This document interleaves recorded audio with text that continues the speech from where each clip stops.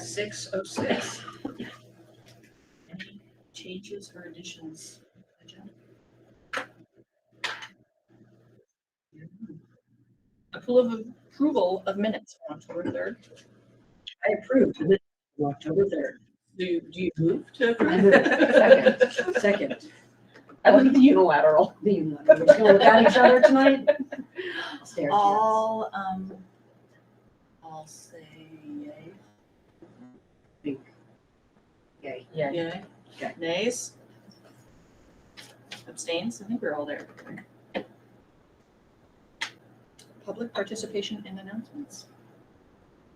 Just whipping through this. That's what we do. For it. I have one quick announcement. Yes, please. Next Tuesday, Christine and I are celebrating Tina's BBN. Yay, She that's is BBM Yes. my Educator of the Year, so we will be let's go in person. Okay. So we will be going to Burlington with Tina to celebrate her. So congratulations to her. Very Yay. well Yeah. deserved. Yeah. That's awesome. Yeah. Is it one per district or is it overall? How did this happen? No, it's not for district. It's Yeah. you Much more nominate, nominate. then they. It's different, like high school. Got it. So great. Anything else? Public participation? Student presentation of learning. Oh, then wait, I wanted to Wait. give sorry, I didn't know we went that fast. I wanted to give an amazing shout out to Hannah's husband, Oh. who came to the first grade class and like just the things all about the body parts. My son can now tell me all about the circulatory system and the digestive system and the respiratory system, and he's got it all down, all the words, and like I it's think there fabulous. also was a question about where babies come from. That's which okay. I understand was answered completely honest. Hey, I was like, you know, as it should. Yeah. So big shout out to Dr. Hannah's husband. And She'll be forever known as. on public record. Will always be or as someone when we went back, someone said to him, "Aren't you married to one of the Fit sisters?" And he said, "Yeah." He said, "Which one?" And she said, "Does it matter?" There. So that's actually that. Any other announcements? Good. Now, student presentation. So I think we have West report within the administrative report. Great. So that's the only student related. So do we want to table that and then we can do it Yes, during the please. administrative report? Okay. Which is now. Which is Let's next. do it. So let's do it. All right. You share it? I will share that screen.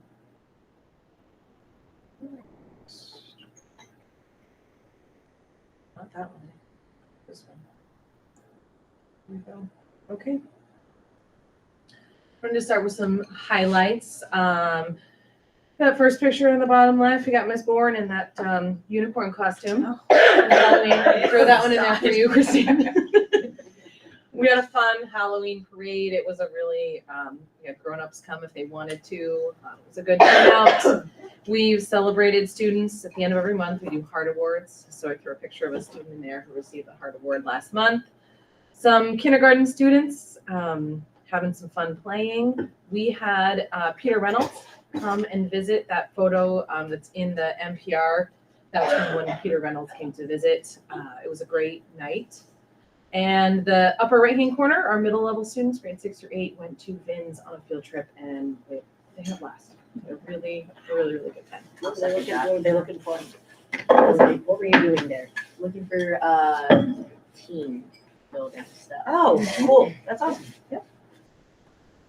Wanted to FYI you on a few things. So the kindergarten hallway, over the last few years, and I would say a number, I don't even know how many, to be quite honest, at least a good number of years. There's been an on and off sewage type smell, kind of gross, in the kindergarten hallway. We have tested every single thing under the sun that we can think of testing, including air quality, including pipes, smoking the rooms, toxicity, every single thing we can think of testing has been tested. It is not toxic. It is unpleasant of a smell. Have you checked the children? I know, is it Not that. So I just wanted to give you as an FYI, we are continuing to work on the situation. We have fixed anything that has come up. We have fixed immediately, but when we think we fix something that will fix the problem, then the problem continues. So we're still very unsure of where it's stemming from. Jim Taft and I call him at least once a day with something about it. And so we just want to give you that heads up that we are still continuing to work on it, but it is still a problem. And I wish I knew what the answer was right now, and we just don't. And I'm glad that I can Joseph now, because he's mentioned it, and I was like, well, what do you mean? He's like, I don't use the bathroom. And it's like, well, are you sure it's coming from the bathroom? He's like, yeah, not supposed to use it, no hallway. It's really primarily coming from one classroom in particular. So I'll circle back with you when you have some more answers. Right now, we're fixing everything that we know Street to septic. fix, but we just don't exactly know where the root of the problem is. Does the septic pipe go under there? We've put a scope down the septic pipes. Last spring, there was a crack in one of them, so we thought fixing the crack would work, because that was the only thing the scope saw that was any potential problem. So crack was fixed, thought we had the solution, and then it came right on back. We've But the smoked pipe goes the- under the classroom? I believe it does. It's all a septic, so it's the one room straight down that kindergarten hallway. It's that room right at the very end, and there is a septic on the exterior right outside of there.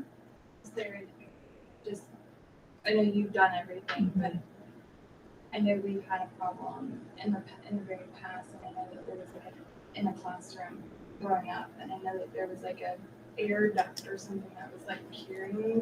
Yeah, A so we've smell. looked at all those. So I'll keep you updated when we have some more answers. It's just still unknown at the moment, but I will keep you We updated. just call it a poopy situation. You could. All around. Heather said it. Yep.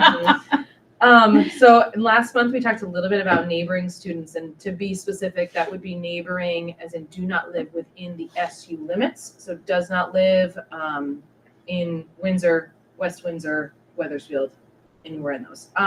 So Jim Taft spoke with Visbit, and they told him that students from other communities would fall under our liability insurance and could potentially cost the district money if something were to happen. And I'll couple that with, there are surrounding districts, Jamie and I have talked a little bit about this, there are surrounding districts that are doing this. So it's not uncommon.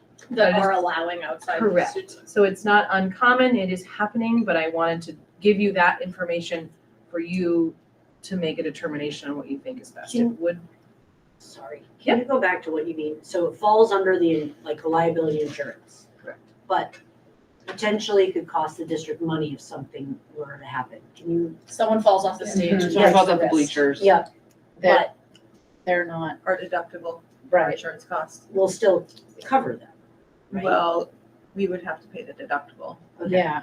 And it, Would we have to do that with any of our kids? Yeah. Okay, so no matter who falls off the stage, we're paying for, okay. So it's not increased liability, being that it's an outside district child. it just, if it's a student not in our district that gets hurt, we're paying for it.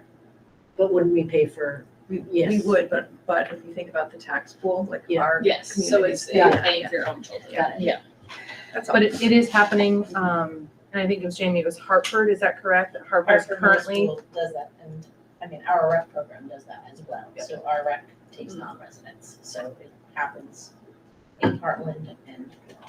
Well, I think a lot of rec programs do, don't they leave and non. And John Leonard shared with me the liability waiver that he has folks sign for it that is, used for residents and non-residents. Do we even have capacity? Yeah. To have more kids? so if the board is in support of allowing that, then I can say to Jamie, and How many kids do you think, like, how much more capacity do we have? Well, I mean, we have a lot of capacity because we have a very large stage and we have a very large backstage area.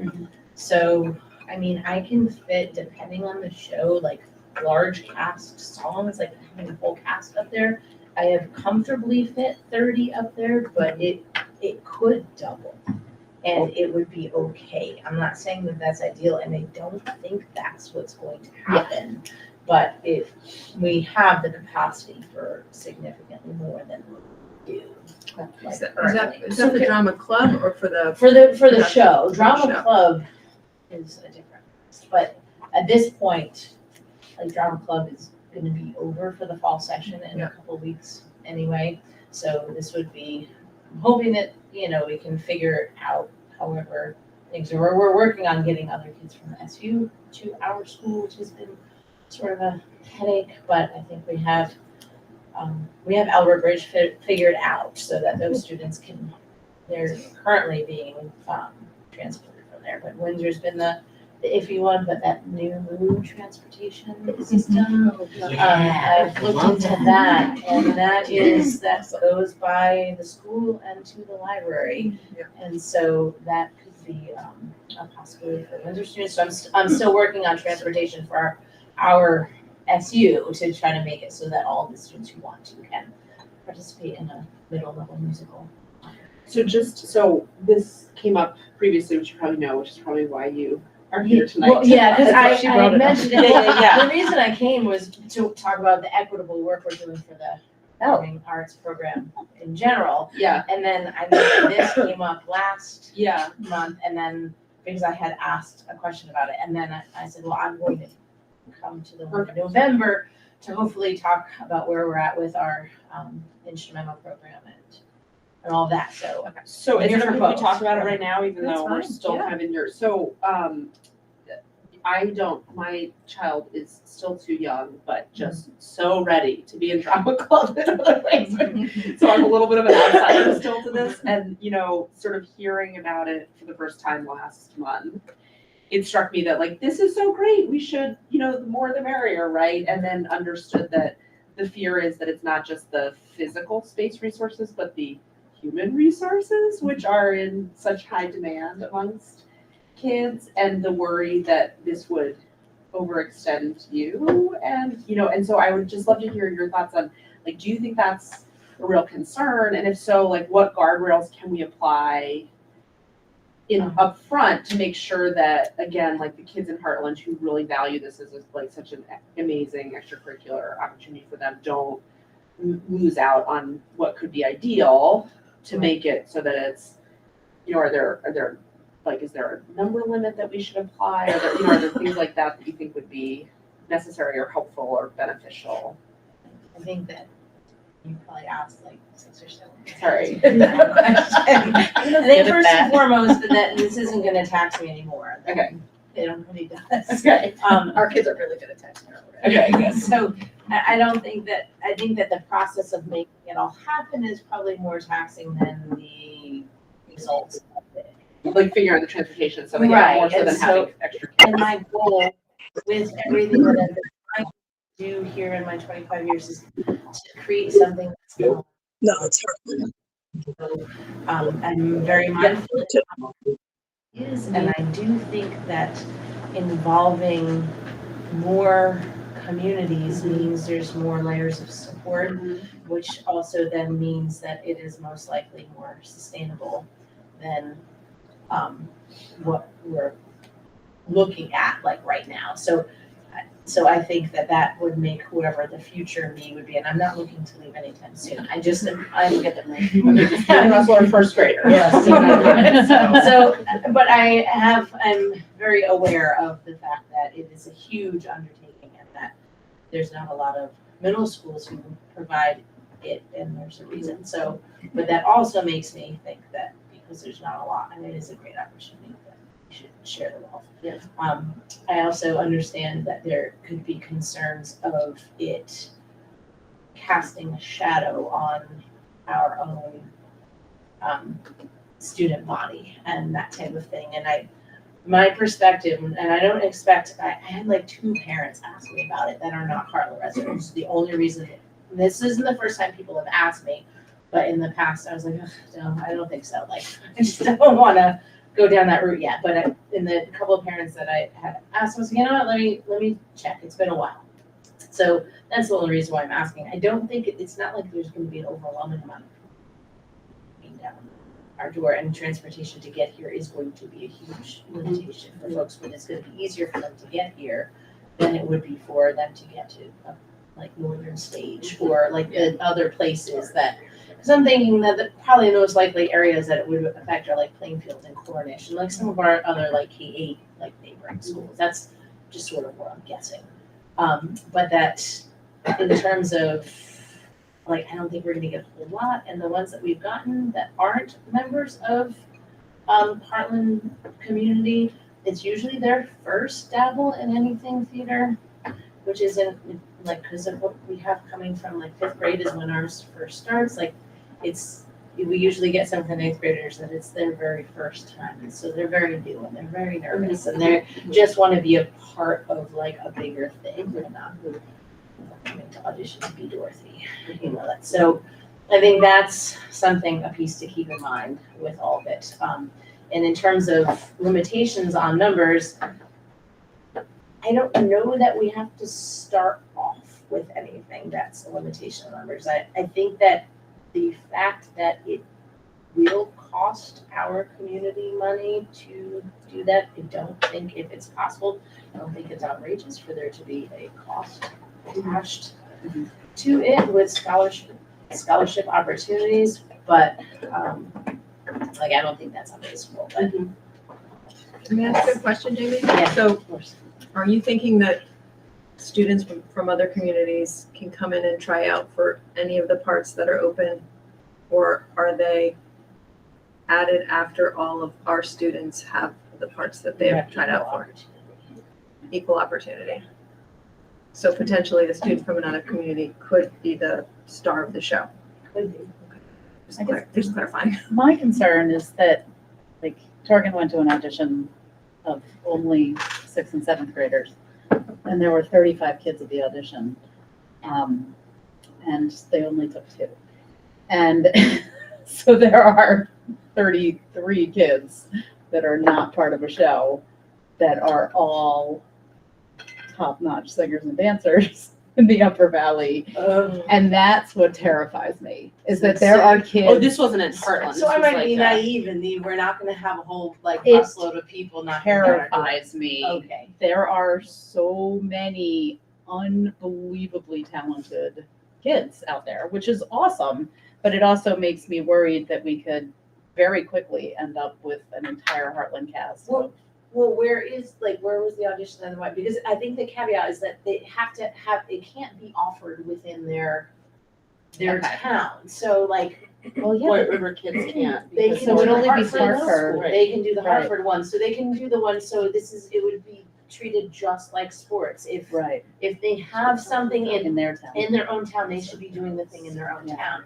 This is just for, that it's But not. Hanover doesn't have a program.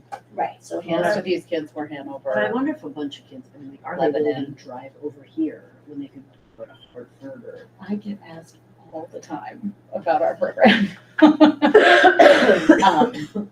And I know there's a pile at Morgan School that are all itching to come down here and be in our shows. So I'm concerned that it would be, I mean, we could do it quietly under the radar, knowing that we're on public television right now, but I mean, we could not announce it broadly and just allow the families that ask directly.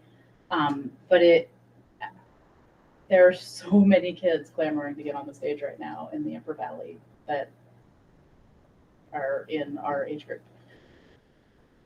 that's a great problem.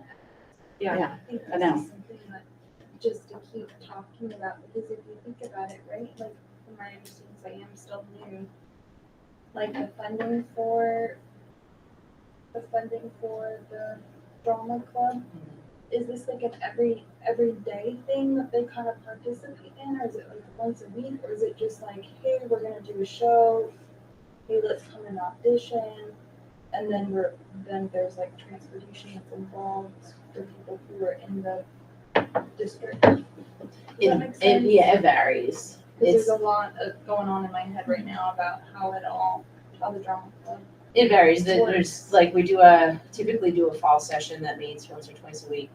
Well, I meet twice a week, but the students meet once a week. I break it up to do different grade levels. There's a 5, 6, and a 7, 8 drama club that it's a culminating group that works together occasionally. But separated. So they're separated, so I meet with them. Well, there's a lot of them, one of me. So I meet with them separately, but they do work on projects that are together, and that goes until like our last meeting is December 8th. It ends with our variety show that we put on, and then we take off during the holidays, and then there's auditions for the musical that happens, and that's from January through March. And then ideally, we have a spring session of drama club that is for 4th through 7th graders, so that it is 8th graders can come back and help out, but that it is just an introductory program for those who can then participate. I mean, if we were to assume that we were gonna sort of explore this and see, it seems to me that the sort of two choices would be, we just sort of say, well, let's see how this goes. Let's see how like much the floodgates open versus saying, let's predefine some boundaries to protect the resource for Heartland kids, whatever those might be, like 75% of the cast has to be Heartland kids, or, like whatever things you wanted to say, or no more than, however many kids you thought, something, and then. You don't wanna not like intimidate the kids of like not, I don't know the verbiage for it, but like not make them so like, oh, I don't wanna do this, I won't get a chance, like their confidence. We don't wanna destroy their confidence if they already have something that's gonna be. We can say, like, cause the thing with the show now is that the like technical aspect of things, like the backstage crew and tech crew, is typically only open up to 6th, 7th, and 8th grade, and we do make cuts from that. That is like, we only need one person running the lights computer. Any more than that, you're asking for trouble.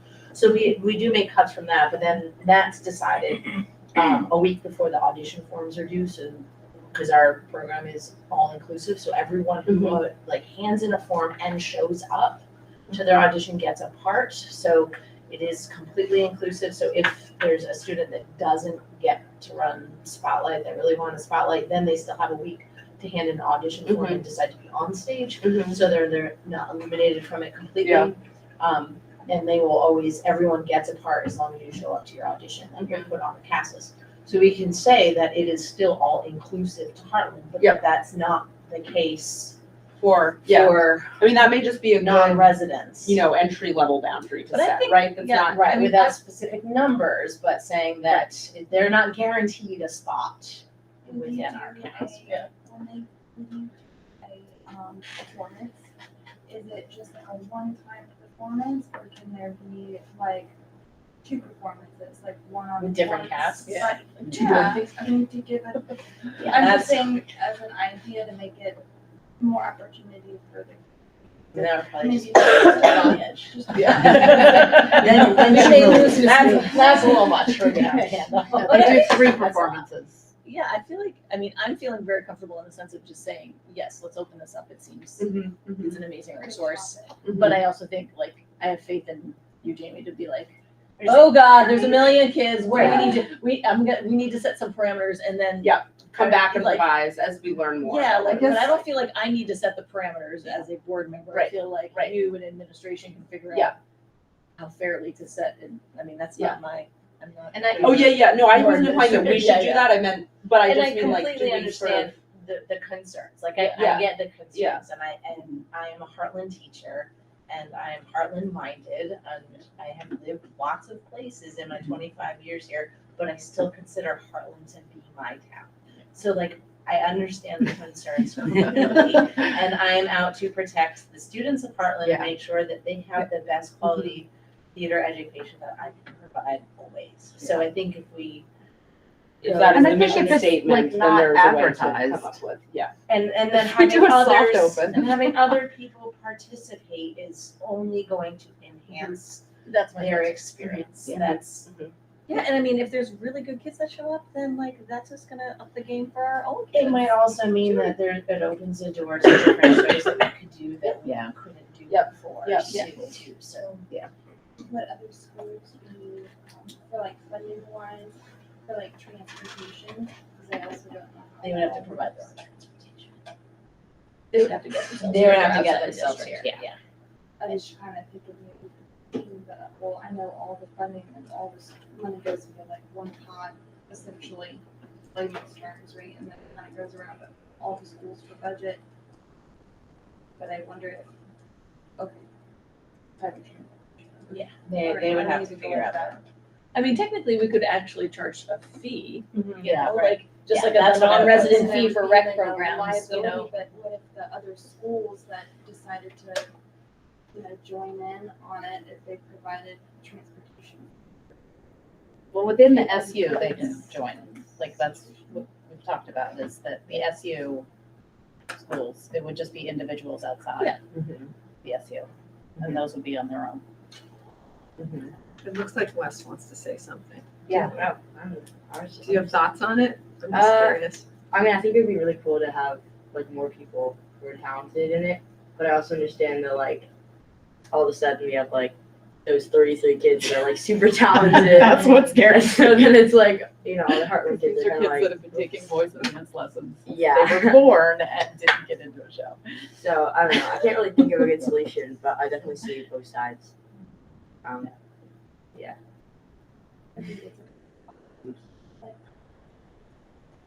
Because there's a Seeing part of me more- I think that's a great idea though.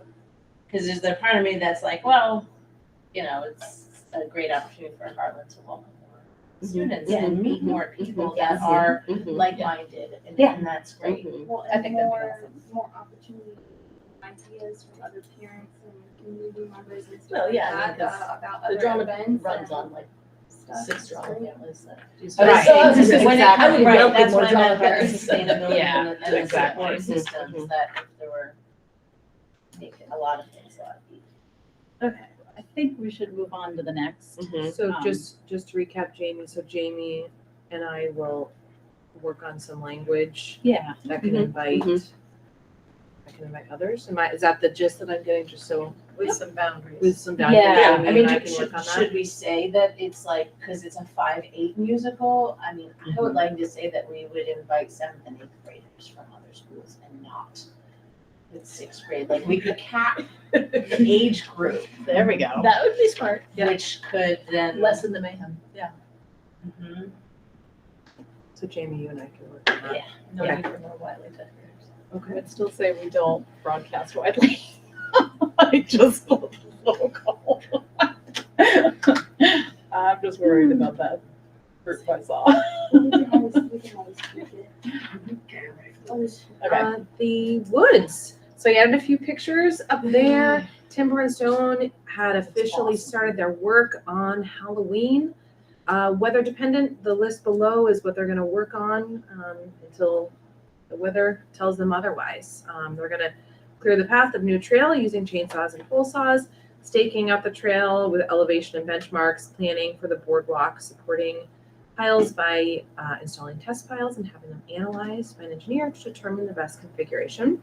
And bench cutting the first section of the trail and laying down the material for the trail base. You can see that a little bit in those pictures. It's currently what it looks like. Last night, Lauren Skilling and I were at the select board meeting to have a conversation with the select board around their opinions, because this is property that is not owned by the school. It is owned by the town with an agreement that was 2021. Is that right, Christine? Yeah, we signed it. We every signed it couple- in- I think it was 5 years, wasn't it? Yeah. Okay, the last. So Lauren and I went to the select board, and the select board's opinion is they're in support of the idea of pursuing some grant opportunities, some of which I have in mind. I haven't applied yet because I wanted to get the opinion of the select board before pursuing some grant opportunities. So I'm going to pursue some grant options for some potential funding of some structures. I think what the structures look like is what the select board would like some more information on. So Lauren and I will follow back up with the select board. Martin and I can be in touch with, when a good date is, whether that's the next meeting or when that might be. And it might also depend on, whether some of that grant funding comes through or not. And so Are we'll they still pursue able to that. access the woods with the construction going on? No, not right now. But they'll stop for winter? Yes, and then they'll restart up again come spring. And when does they have to be done construction by July 31st? I think it's I think December it's December of of 24. Okay. I think that's Yeah. right. So we got time. So they'll work through the spring, the summer, and to be done by December of 24. Which it sounds like they're well on track for. Yeah, I think so at this point. The next topic that is on our agenda, so there have been some residents that have reached out to Martin, who's here. A couple have reached out to me as well in regards to pickup and drop off. So I did some digging on some of the logistics, which is the next slide. So just some important things to note that over the summer, around August, I sent a letter out to the residents that live on Martinsville Road, explaining to them the procedure, the drop off, and kind of our thought processes behind why we're doing drop off the way that we are now. Linda helped me figure out, so we currently right now have approximately 156 bus riders on any given day, leaving us around 95 car pickups. Now, some of those are multiple siblings, so there's approximately about 95 kiddos that are getting picked up on any given day. Our dismissal starts at 2:25 and is typically done by, I try to clock it just about every day, 2:32, 2:33 in the afternoon. So it's anywhere from 7 to 8 minutes. Right now, all of our kindergarten students and their families get picked up in that side lot because we know some of those kindergarten students are still in that 5-point harness, which takes a little bit longer than the booster seat or just the regular seat belt. So it's a tricky situation because I think a lot of it, and Martin, correct me if I'm misspeaking from what some of the residents have mentioned to you, I think a lot of it is the line that occurs prior to 2:25. You start camping out at 1:30, 1:35. Some do, I know. Yeah. It's really a safety issue at this point. Ambulance and fire truck cannot come in from the backside over the Martinsville Bridge. The right lane is completely sealed off because of the people waiting. So between the safety issue and the local residents, they try to come down, somebody pulls out of the parking lot, they're not expecting somebody in the right lane. It's very thin through there. It truly is. When my kids came here, the buses were in the horseshoe, and we picked up on the far side where the buses parked. We spoke about this in July. I would really like the school to go back to doing that. It's not a safe situation. It was still a line. Yeah, how does that? I don't It know was how still a that line differs when we as a picked up on the line. far side. I think it was. But it's a horseshoe. It's a deeper way in. You know, if the parents but I have to was get out still and walk to stuck. get their kids. I was still stuck in the street for 5 Can minutes. do you think you can get more cars in the side lot than you can in Some the cars are parked- Oh, roundabout? absolutely. Some cars will park in that back parking lot, so. So then we just there's make more it movable. cars that can fit Then you in can't- there, and then you can't can also have it go on around 35. the cars in there too. Like, I mean, is there a Yeah, way can we just just, to say like you can't line up at this point? no, You like, can line up and queue up at at 2:20. 2:20. 2:20. When do the If cars not, you end need to up go find in a the road, park though? in the parking lot. Like, I mean, how many people do we have in the circle?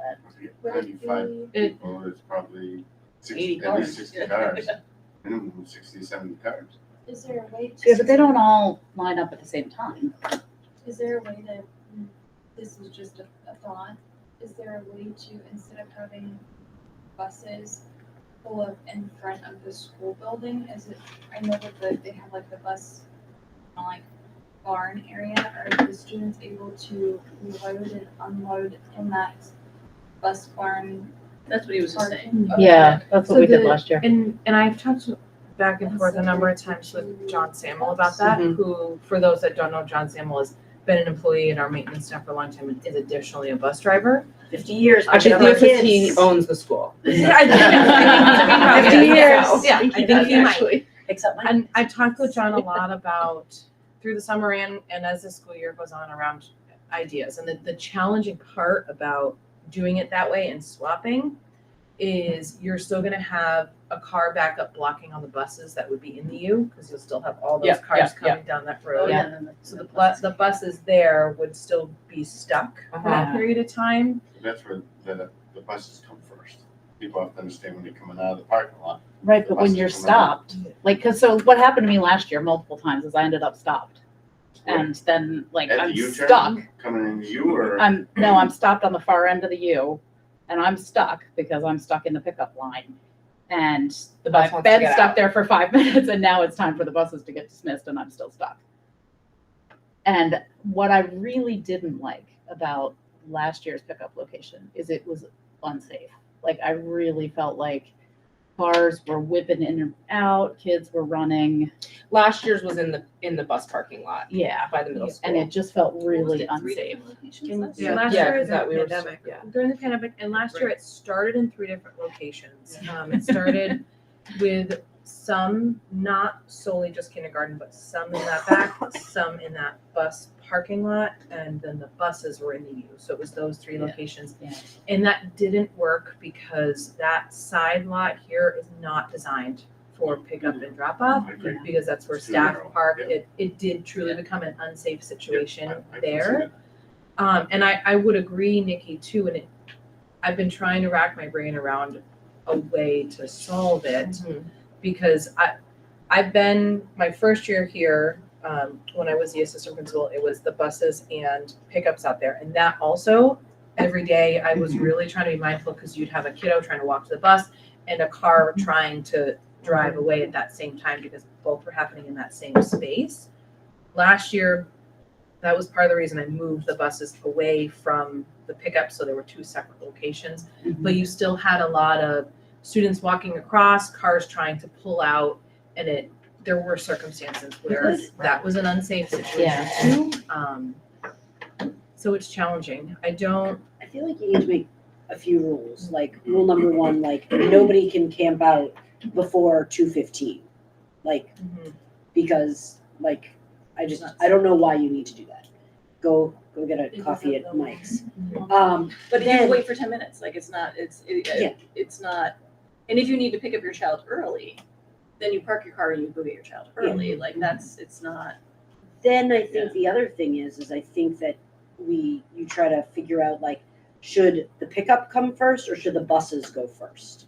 And if the buses need to go first, then the kids who are Yeah. in the pickup line, they don't get dismissed until the buses leave. That's what we used to do. And Yeah. like that, or you go the other way and you do the pickup first Yeah. and then the buses. I do the buses. Yeah, I do the buses First. first. So- Yeah. Absolutely. But Yeah. No kids are outside till the buses are gone. yeah. Right.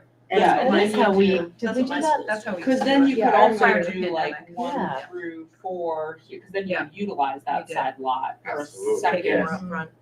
horseshoe. And then you get the cars off the main road. So it's become more of a safety issue. I mean, than you it has might been. not, Martin. They might still be out No, they there. might still be on But the But is road. I this think a it point where we lessens can it. use our police officer Okay. and say, Sure. either direct traffic or say, I'm sorry, you are blocking traffic, Like, you are go- unsafe, you need to go go wait move your until vehicle. Yeah, like at an 15. airport, right? Like you're not allowed to Yeah, just sit right, there. exactly. Or, Right. somebody comes up and says you can be Yeah. here for 5 minutes. Or You need to even move if it's- on, and then if, Is hopefully there after a any little staff time. that's out there directing? Typically not until 2:25, because we're up with kids up until Yeah. 2:25. And that's under, but after that, staff goes out and helps out? Yes. Okay, so, yeah, if we can get that. Not, yeah, Not not directing they're not directing traffic, Directing but they're children. helping No, get but helping students to keeping where they kids need safe. to. Yeah. I So, think the bigger problem is that we have more adults picking up than we used to. I think that's that- probably but true. we're- I think that if we, like, I think we can rearrange everything, but because we have more cars, Uh-huh. we're gonna block traffic. but maybe that's it, the resource officer starts patrolling it 1:45 and saying, okay, move it along. Is there a But then they're gonna be chance doing that- U-turns in people's driveways. Well, soon the word will That's get not- out. Yeah, and I Yeah. think also like announcing it and making Yeah, it really clear, yeah. like we're Same, really yeah. asking, it's become a safety issue, we're really asking you not to arrive at the school any earlier Till than 2:15. In the 2:15. weekly letter that goes home with the And, kids. and then you put it out that way and you reinforce it, and buses will be leaving at 2, whatever Right, time they buses pull are away. first, buses go first and And- parents have to wait. Pickup will, start at 2:30 Yeah. or something, and then. Right, but then you do a later pickup. It was a call for the buses. That's I what our would wave the schools do. flag, the buses would go, and then the announcement would Then they be. can start rolling in. Is there a chance that the students? doesn't take I that know long. that, like, No. 2:25 is like. But I was like, Are they able always- to, like, is the school able to announce, like, let those kids that ride the bus have like a 5-minute opportunity to leave the classroom to board the bus? Like 5 minutes earlier, they can leave the classroom and go get on the bus and get settled in, and hopefully then maybe too, that might help, get the buses out on time. Yeah, I guess I feel like we're still gonna have people in the road, because I was always the last parent, as you guys know. That is true. I am the That's last true. parent. I will be honest. And I was always parked on Martinsville Road for at least 5 minutes, and I did not show up early. And it was that way when we were over here, and it's that way the few times I've been here at pickup. We're Now, only talking about it's like a 5 10 to 7 minutes. minute Yeah, We're period. talking about 10 Well, minutes. as long as to people don't show up an hour early, Yeah, like if that's we can really just get it. people Right. to. Yeah. So potentially a starting point, maybe not necessarily the end point, but a starting point is something in the Wildcat Weekly that I'm happy to put out this Friday that says, please do not pick up, arrive. Please do not arrive until 2:15. Unless you want to park across the street. Unless you, and we did, that message has been delivered to families. I've had many personal conversations with people who make a choice to get out of their vehicle, whether it be at the morning or the afternoon. I say you're welcome to do that, but please park across the way. Yeah. So we're not stopping the flow of traffic I mean, from maybe going. even like one of those robocalls, just in case, just like to say effective, Yeah. whatever, after Thanksgiving break, we are going to be more strictly enforcing, That's a good it's been idea. raised as a safety concern, we're gonna be enforcing. And most people park on that. And On then, the and then I list. think staggering is almost inevitable, Buses right? first. So buses Yeah. to cars, and then whether or not you have to do any further staggering Yeah. of, it's hard, because it's hard to do like K4, because then Siblings. You've got siblings. Siblings, and You then- send the K4 to the front and the 5-8 to the bus Side. parking lot at that Yeah. time because Yeah, the buses because the buses are Because the gone, buses right, are so gone. then you have to. Yeah. So then maybe a starting point is just the 2:15. And we see how that goes, right? And we send the buses Yeah. first, but the remainder for now of those pickups are still in the U. We determine how, if that solves a problem on its own, which it may or may not, and then we go from there. and have Officer Paul here. Yeah, Yeah. I think that makes sense. I do kind of agree with the robocall, because I do know Yep, I think that's a great idea. some of the offenders are not parents. Yep. Yeah. Yep, and the robocall should pick up any of those numbers that are listed in Power School. You shouldn't have anyone sitting in front of the school at 1:35. It's like no one should be sitting in front of the school, period. I know, it's just weird. It's just, that's a safety It's concern. not just We're the also- school. I know. It is, yeah. Okay. Next is the Playground Vision Board. So, our last meeting, we met with the playground company. You all had tasked me with getting some more voice from students, so we could get the Playground Vision Board with something that is, thank you, Martin. Thank you. Thank you so much, Thank you. everybody. Appreciate your time. And we had some really, really great ideas. I am continuing to work on some grants, continuing to apply for grants, any that I can find. In a few more slides, I have some more budgetary questions for you all, one of which related to the playground, but I'll get there in just a moment. So, I wanted to include some of the comments. These are not all, but just some of the comments from the family survey that I sent out a couple weeks ago. It's funny, one of them, Nikki, I thought of you because they specifically referenced Floodbrook. Yep. I thought that was That funny. wasn't me. But it was a lot of, Yeah, Colleen can't make it. okay. I left my phone at home too. So there's a lot of commonalities, which is great. So we're gonna continue to work on That's everything that we can. Like I said, a few more slides, I'll have some budgetary questions relating to this, but I'll get there in just a moment. Right now, actually. So Ed and I are beginning to work on our budget. And our question for you all is, how would you like us, as we start to build the budget, to think about funding the playground? We have about 340 something, I just can't remember, $346-ish thousand in capital reserve. And so the thought is, as Ed and I are at the beginning stages of building the budget, do you all have an opinion on how we should do this? Would you like us, as we build it, to pull some from capital reserve to see what that looks like, knowing that that's not something set in stone? That needs a vote. What's the estimate for the playground? It's like over Right around 100. 250,000. And the alternative to that is grants, which you're applying for. We're applying for grants, it's not certain that we'll get any of them, then it would be local dollars. And are we we're trying to get this playground built for when? Like, Whenever we What, get the the- money. the Or- next fiscal year, so it would be after July 1. Okay. Right so- now, there's sections of the playground that are shut off because there's not replacement parts. Like their slide right now is currently shut off because there's a hole in it and the playground is too old where they can't, there's no replacement. So parts we for that. want to start building new playground like July 1st. Correct. Okay. That would be the hope. Yeah, then it sounds like we need to put it in as capital reserve. Yeah. Because we can't depend on grants being available. Mhm. I mean, it's that whole thing of like, we can apply for grants and Yeah. then not have to use all of it. You can do an up to, Yeah. right? Yeah. I think we did that Can- before. Yeah. Are we thinking of doing any sort of like, like fundraiser for the playground here? Like, does anyone want to donate to the playground type of fundraiser? We need a new playground. I'm sure that you might have lots of people who might want to donate, and if that even raises $10,000. Yep. Still $10,000. Absolutely. So. So concrete pavers, Yeah. bricks. There you go. You can get, there you go. Yeah. Family named on a brick. No, you should be able to take a piece of the old playground. Oh, no. No, you. I know. They'd have to sign a waiver. Yeah, exactly. Yeah, I don't know what to say about fundraising. I mean, I think that it's a challenging budget. Is that something we could go to the PTA about? PTO. PTO, I mean, I don't know what I said. But yeah. Yeah, I mean. Yeah. Yeah. Because they have Organization. the holiday bazaar thing coming up. Probably advertise. so I just don't know, like, just who has the bandwidth to like Exactly. fundraiser. Yeah, I'm thinking Like, like- it's a great idea, but it seems like that would be something that PTO would Yeah. have the Yeah. bandwidth to actually operationalize. I mean, Yeah. it'd be like as easy as like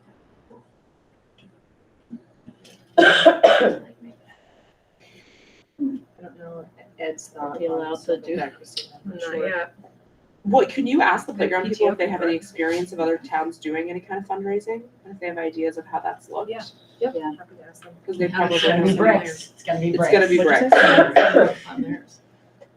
It's gonna be bricks or like Paid those for it, climbing didn't rocks. I don't Have remember. like, Oh, it'll yeah. be like Veneta, you know?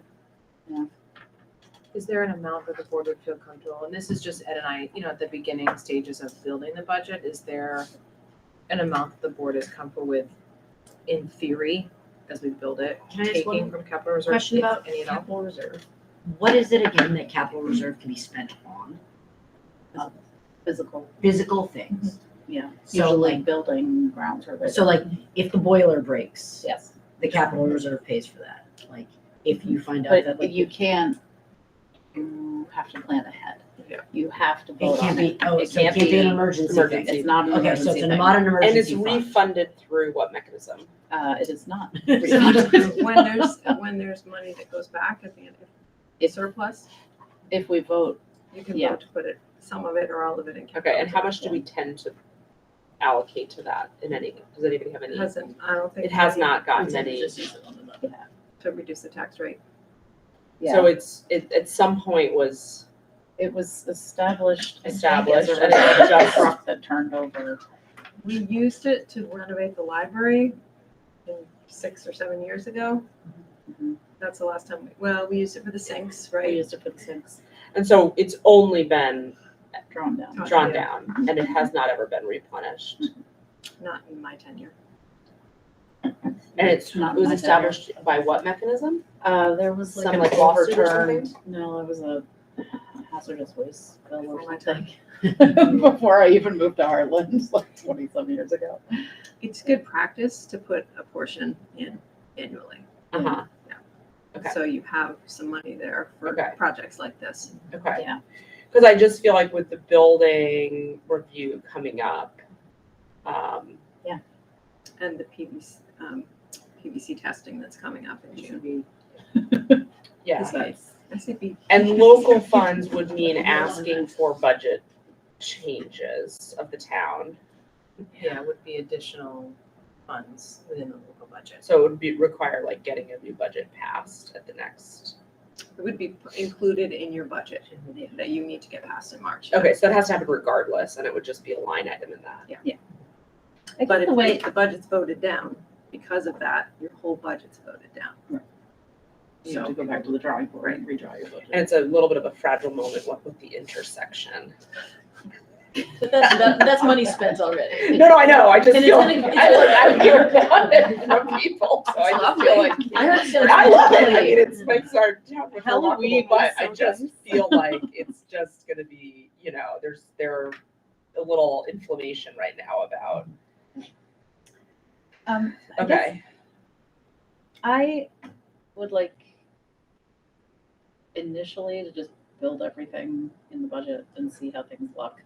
Yeah. And then start Because peeling we could things always out. decide to go Yeah, to this the is not, capital we're not reserve making the decision right now. subsequent It's just to do it. March. It's just like, Yeah, let's okay, just crunch okay. the numbers and Yeah. see how Yeah. scary it looks. Yeah, So that's Yeah. what Ed and I will do. yeah. Yeah, and you can even like, I mean, I know that Ed's done this before where you'd like have peeled off 50K, 100K and not allocated it to anything, just so that we can kind of see how those impact numbers. That makes sense. And then we can figure out. Because the next part is also Get budget ready. related. Yeah, I know, 'cause that's what So, yep, so we currently have 2 classroom teachers that are funded through ESSER 3. Those funds are set to expire September of '24, right? Yes. Yep. So, yeah, like I said, they are currently classroom teacher positions, and if you have questions on ESSER-related things, thank you, Angie. Angie is here. I wanted to include for you also enrollment trends, so I've backtracked the last 3 years, starting with the year 21, 22, and going forward. I broke this one down by pods, and then totals, and then make sure Rain? to, Oh, I was like, what is going on up there? Sorry. and then made sure to include the high school tuition students, because that's certainly a large portion of the budget as well. So I thought we already had eliminated an ESSER position with just attrition in the 5th grade teacher from last year. That we didn't hire that position. That one was local funded. Not ESSER. It was talked about as ESSER, and I think it was a faux pas. So it But did why not- wouldn't we just say it was funded by ESSER and then not use those ESSER funds this year? So, So we still have to pay for 2 teachers next year. I guess I'm not understanding in the sense of like we have one less teacher. And I thought that's why we were like, yes, we'll only have to deal with one cut next year. That is the conversation we had, Okay, so not. absolutely. And I think it did not get translated, so that position was cut out of the local budget, not ESSER funds. Not the ESSER. Okay, back to drawing board. So it's, but it's like you're putting one back in, right? If you're- Right. But like it would have already been done. Yeah. And with somebody that was in the process of leaving. Right. So I thought it would be important so the education quality standards are currently under consideration, so these are not finalized, but I thought it would be important to include this consideration that they have specifically relating to class sizes. So their consideration at this point is K through 3 shall average fewer than 20 students per teacher. Grades 4 through 12, when taken together, shall average fewer than 25 per teacher. And I thought that would be important information for the board to know. Like I said, they're not adopted yet, but they are currently up for consideration. Do you know if there's a date, Christine, when they're? It's in the state board's hands right now. Okay. But those numbers are not new numbers for class sizes. Yep. Can I just throw in a little math here? If we use the word fewer than 20 and fewer than 25, fewer than means less than. Yep. So they're really 19 or talking 24. 19 and 24. Is that like, so, You know your alligator. I know, we do not talk about alligators, they're less than and greater than signs. Not fewer than? Not fewer than, It might be because if less than so, 20. I'm gonna look, Heather, because I don't know the answer Well, to that then one. Yeah, someone, because I did someone's, quote it right from there. So someone's this gonna is get the this math language right terminology from- correctly, because if you're saying fewer than 20, That's 19. that's 19. That is not 20. That is not. But that's average too. Is there That's parent right. educators in these classrooms too? Not in If each they're- classroom. If they don't, I mean, if it's Or a, do they don't like, in kindergarten, I believe. Kindergarten each I've has been a active and need a little bit more. Yep, kindergarten has a support staff in each classroom. First grade has one shared between the two classrooms, and then from there it is as needed based on student need. Okay. So the next, I thought it would be important to break this down by grade for you all. This was as of Saturday. We did get 3 new students that did start today. Ruby's so excited there's about a her new couple- classmate. Yes, it's 2 7th graders, so we would actually change that 38 to 40, and then 1 4th grader, so change that 26 to 27. What's your graduating senior class number, do you know? For 8th grade? No, for high school, 12th grade. Oh. Sometimes there's a cost savings if you're sending less and graduating more. I'm not sure. I have only the Oh, yeah. total that are in high school currently. I don't have it Okay. broken up But by you 9, could 10, 11, 12. Find out. Okay. Sometimes it's Massive amount. $100,000 or $200,000 difference Yeah. between what you're graduating and what you're Yeah. sending. yeah. Never Yeah. actually turns out to be Yeah. on Never paper really what it save is, money. but Right, Yeah. right. So those are the numbers as we have them now. So the only one we can play with really is 5th grade, What do you mean? if it's the less than, because No, that's it's 6th of the. Oh. Well, So, no, but 5th 6 grade. is already this, right? 6th grade's in middle school. And, Yeah. So in Yeah. terms of the 6, 7, 8, if you think about it, there's in terms of core teachers, there are 5 core teachers for 5.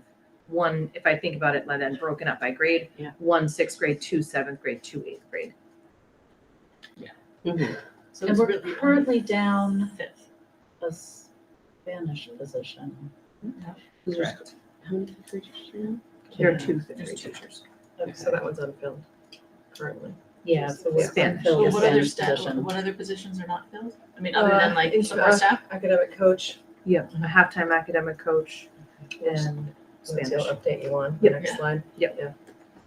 Okay. But I'm reading that right though, and that like 5th grade's really the only grade that would, if it's the Third is less than 20, if it's 24. fewer than. Yeah, well, these will move up, so Otherwise, the yeah. third grade So will it'll be be 4th grade. 4th grade. Yes, so we're talking, oh yeah, because then it'll be 6th grade next year and they'll just be part of that pod. Right, but you could also combine, like, if I'm you so sorry, I don't combine, understand though, because don't we have 2 5th grade teachers? We do have 2 5th Which grade. means Yeah, that but they then are, 26 will be coming up. Or right, 28, but there will be whatever 2 the- teachers for those 26 kids and that will be fine, right? Yes. Yes. Yeah, and you have to because it's over the 25. Okay, the concern is if we lose it. It's unless not- you start to look at plotting, and so you do like a combined 3-4 class and then a straight 3 and a straight 4, which we've done before. And it's not It's always challenging. ideal, but Yeah. like that's what we could do Uh-huh. if we had to. Mhm. But what, I mean, are we, So it is average too. It does It say is shall average. average, Yeah, but not that you want large, huge class sizes. No. I mean, that's why, that's Yeah, why we love exactly. part so what we're Yeah. talking though is cutting 200, like if we feel we need to, the max is $200,000 out of the local budget. It doesn't necessarily have to be out of teaching positions. Right. Correct? Yeah. yeah, but that's the only place. That's where the money is. I know, but that's where we always look first, and Right. like, that's where, like, but it's also like, can we do some, yeah, like, that would be my last choice. of Oh, I people know. That work directly with our students. Yeah, Remember, no, we're yeah. also wanting to think about putting a playground in too. Yep. So now you're like, and then, Yep. it's gonna get sticky. Yep. Sticky situation. I'm so sorry, but just to go back to this, but we think that it's actually only going to appear that we're adding 1 because even though we lost 2 ESSR funded, we sort of deactivated one of the locally funded positions this year. Yes. So like option A is not actually what we're going to have to ask, right? We're not going to actually have to ask for a You're 200,000 going to have increase. to. You are, because it was cut out of this year's. I see. budget. So compared to this year's, Yeah. it's 200,000 more, but compared to last Last year's, it's year's, really right. just 100,000. Yeah. Okay. So then in this slide here, 100 last year. Yeah, got it, okay. so in this slide here, I tried to outline what it might look like depending on Yeah. what the scenario would be. So if you were to add the 2 FTEs within the local budget, it would add approximately $200,000, and that's wages and benefits. That is not just wages for teachers, that's wages and benefits. And it would keep the classroom sizes the same as it is now. And then we would have a total still of 3 interventionists building wide. And in a couple slides, we're going to chat about some of the title funds and the situation that Heartland specifically is in with title funds as well. Keeps on coming. Yep. Lindsay, huh? So, and then in the middle is if you were to decide to add 1 FTE, what that would do, it would be around 100,000, just wages and benefits. We would have to move one of the 2 locally funded interventionists likely to be a classroom teacher, which would then create 1 less interventionist building wide. And then what it would look like if we were to add 0 of those 2 FTEs in, it would add an additional $0 to the local budget. 2 teachers would have to be RIF'd, and we would need to likely move 2 of the 2 local funded interventionists into classroom teacher positions. Can I ask one small question? Mhm. This is just out there. Is there going to be a surplus this year in the budget? Don't know yet. Do we like? You can't apply it to next year, it'd be the following year. Okay. Good thinking though. I was Yeah. like, if we got a surplus. Although we could apply it to the capital reserve and then that solves our playground Wait, problem. but we did. What I is- feel so like we- 2 years back, right? So then if we We had think about surplus. this, I don't know the answer off the top of my head. So I feel like then, there was a We've had surplus. that we did a- surpluses for the last couple of years. Yeah, that we've been applying to something. Last year, you ran a deficit of We around did? 100,000, I We believe. did? Where was I? Yeah, What was that mean? but let's ask Ed. yeah. So I mean, it we're seems gonna like, have to add option 3 is 100,000 really too. like not reasonable, right? I mean, Yeah. to go down to You 1 can't do that. interventionist seems like I'll just have not 100 grand acceptable surplus to next me year. without knowing Maybe. fully how stretched they are. That just On the seems spot, yeah. not great. So it seems like it's really a question of like option A or B. But it's also dependent on, I mean, there's, There's a lot of for FY things. '25, which is what we're budgeting for.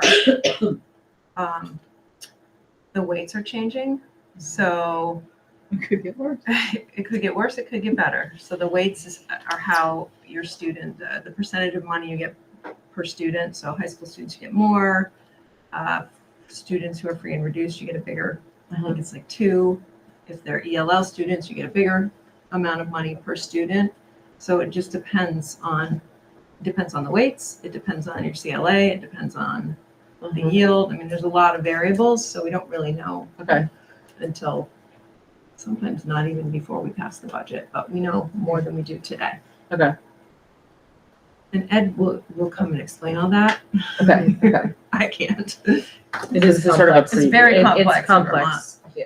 So I could try, but I guess, is this, like, because I just don't understand, like, so if we said, okay, we have to riff a teacher and then move an interventionist into that teaching position, why wouldn't we just keep the teacher and lose the interventionist? it's based on seniority. So you're just saying Seniority. it's just because of the numbers of the Yeah. senior, okay. Yeah. And So, like, that just seniority seems like within a middle silly level, shot. I mean, you have to, Yeah. you have to Yes, qualify yes, I middle know, level, so yeah. it just depends. Yeah.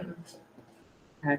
But the teachers that were hired using ESSER funds were told it was not it was a 3-year position. Mhm. But if Funded through they're- ESSER funds and potentially could be a locally funded position after the fact, but no guarantees.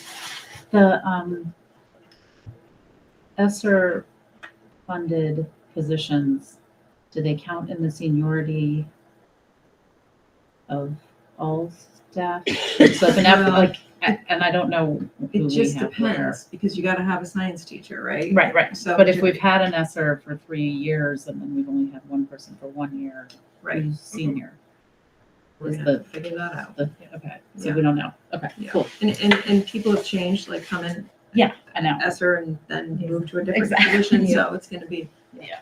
we're gonna have to sit down and figure it all out. Do we have to make any decisions on this right now? No. Well, Okay. so it would help only in as Ed and I build the budget. So if the board is in support of me, for example, putting the 2 FTEs as we are building it within the local budget, and then we can see what that looks like, or if you would rather me do, just to direct in some general fashion, so then I know it's not a end all be all, but it helps Ed and I build the budget. I feel like we should, just like with the playground, like just put it in there and see what the damage is. Well, can we see version 1 and version 2? Let's go to the next slide and then we'll make a decision. Yep. Oh, I think Angie does wants have- to Oh, say Angie, go something. ahead. Yeah, the ESSER, I think you asked about seniority with ESSER funded positions. They are sub-granted, which means those employees are Heartland School District employees, and their seniority is intact if they're funded locally.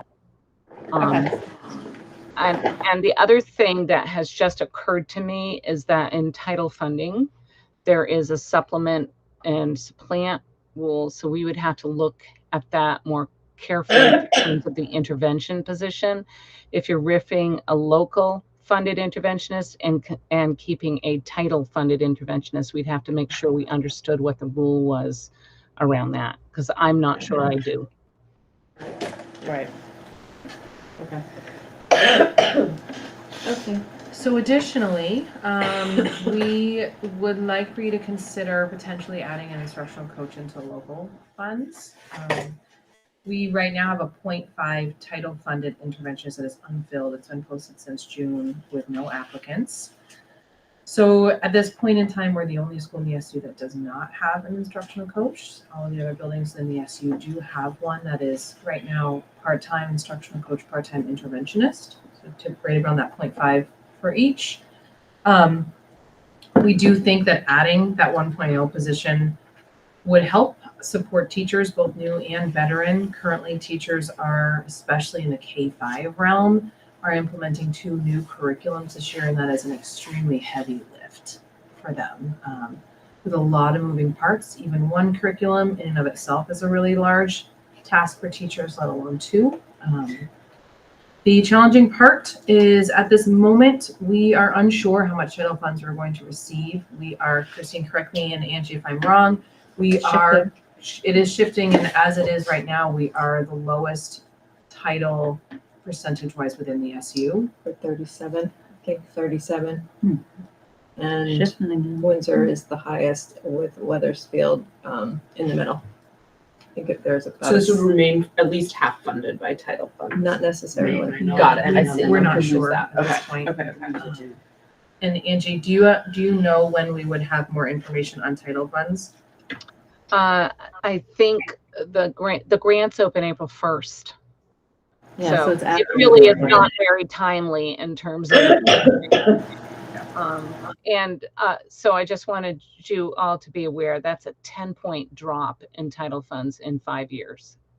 And they're I mean, collecting in the data. percentage of FRL, and that might be attributed to declining enrollments, but what other things? We don't have declining. We We don't have declining. It's also enrollments. that it used to be based on filling out the form. Now Right. it's now the data's pulled from SNAP, I believe it is. Yeah. So these numbers came from there.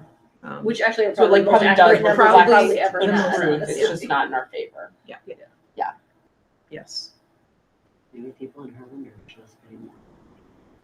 I don't know. Well, and it's also, I mean, I just was here, there's 50% of the people that are eligible for SNAP do not apply for it. Right. So, I mean, the best thing we can do is have our staff encouraging and aiding people in applying for SNAP benefits. And we've had, since the August newsletter, we've been pushing those forms. We had them within the back to school packets for all families, so we were really intentional about putting them there. We had them at back to school night. We've put them out in as many avenues as we can possibly put them out.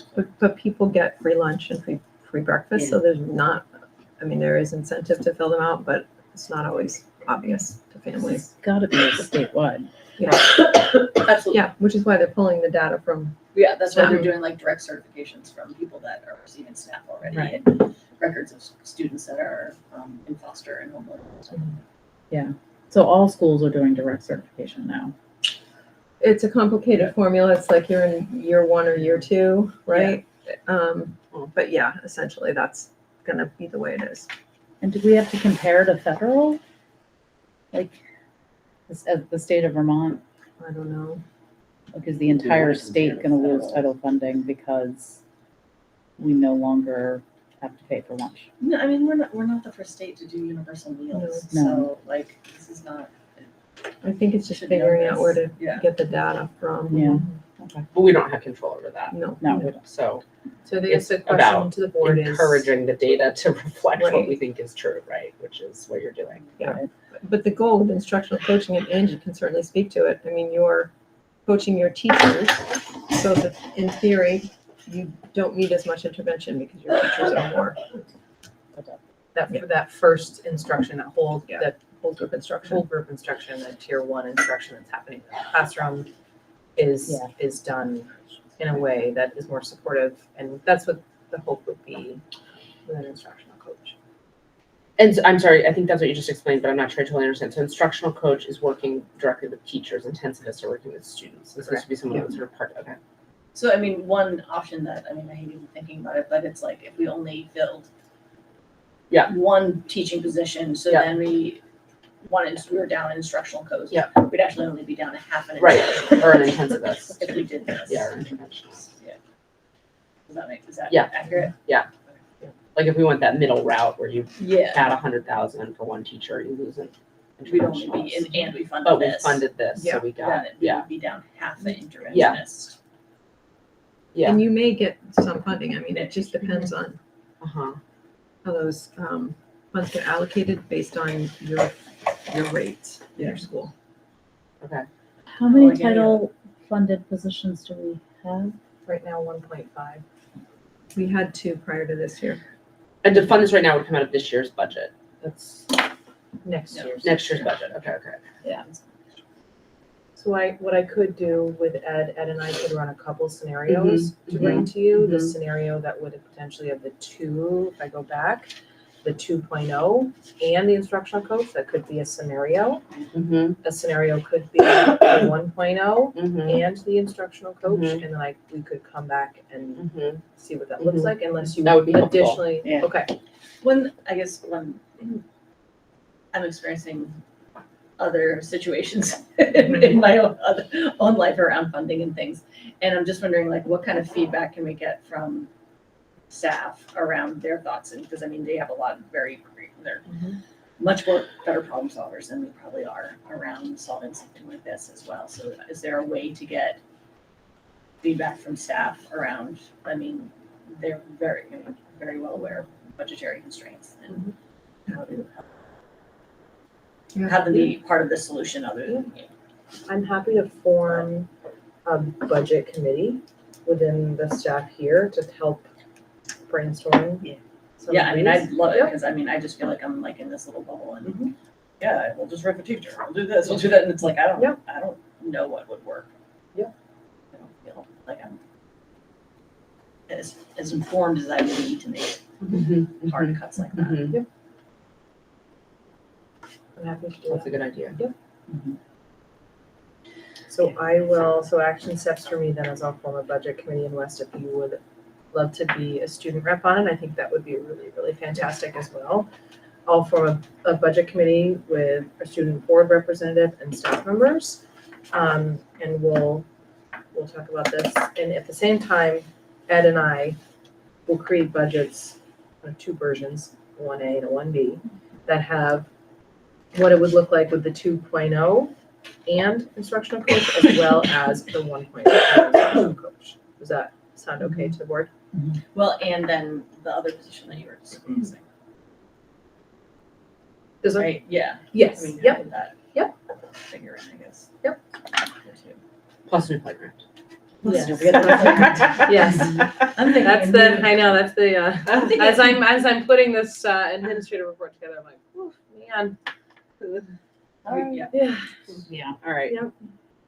All right, and next, if we shift gears a little bit, not necessarily like related, but I wanted to report some STAR data out for all of you, and this is whole school wide, not necessarily individual grades or individual student data. And to note, this is one test that happened on one day for students. It is a piece, a moment in time. And this is Of course. replacing, remind me of the Track name. my progress. Track my progress. So from this, this one is reading. So from this one, we have got 39.88% of our students who meet or above what STAR says is the standard. So the rest of that is either below or significantly below. And we have an MTSS process in place where we are strategically looking at standards. So from here, we look at what standard trends are students struggling with, and we're targeting those very specific standards that we are noticing are pattern with students. So we're being really intentional about what we're targeting based on the data that we're looking at. And you guys have already started that process? Yes. Okay. Is this We just looked at this K-8? data for my children at their cookies. Yeah. Oh, K through 8. And do we know, sorry, this is the algorithm, question, do we know how STAR ranks? Like, is this where you would expect a second grader to be in November, or is this where a second grader would be in The end of the year. Yeah. Oh, where is Brittany when you need her? I know. Okay, she would you can definitely answer know that later. answer. Yeah. I knew that was gonna be. We use STAR at our school, and Is it end of the year? I think that it's sort of, I think it's in real time, Okay. because like kids who scored the same thing in the fall and they were like in the green and then scored the same thing in the spring, they would be in the blue. Okay. So like drop Okay. down level. Yeah. So I think So that, that I think it's answers. fairly- Thank you. They're not, Yeah. fairly, they're not going. yeah, there's no growth. I mean, a lot about STAR is this idea of growth. Right, okay, that makes sense. Well, and it was interesting because the teachers today were showing us the data for our kids, and they were like, they would seem interested in being able to pull out all the standards and things like that, so they could really drill in of like, this is where they're not understanding. And things like that. Yeah, it can help us pinpoint those areas in which, be it individual students or trends that we're seeing with pockets of Yep. students, and can really hone in on those areas that they're struggling with. And next is math, and this one shows us that just over 28% of students meet or above the standard.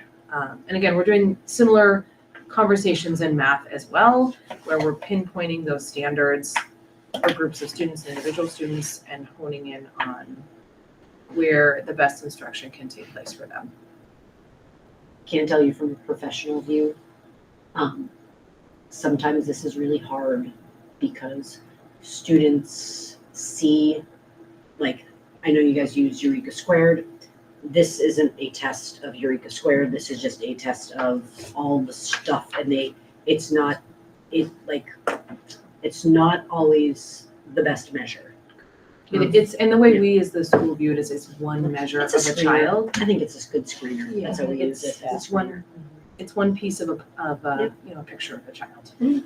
Well, yeah, and it's always like, where's the child and trajectory going? If it's going this way, then that's where it should be going. You know, Yeah. if it's tilting the other way, then something needs to happen. So I think that's really keep it high. And what is not within this board presentation is VT cap results. They're still encumbered. So once they're at a point where I can share with you school-wide trends, I will do that. Some upcoming events. We've got coffee with the principal this Thursday. This week is also student-led conferences. And next week is a busy week. We have a star party on the 16th, which is Who's really, leading that? Yeah. Tina Skihan is, and Alina are leading the charge. It'll be wonderful. I hope it is a very clear night. Let's hope, right? Let's pray for clear night, no And snow. no rain and no.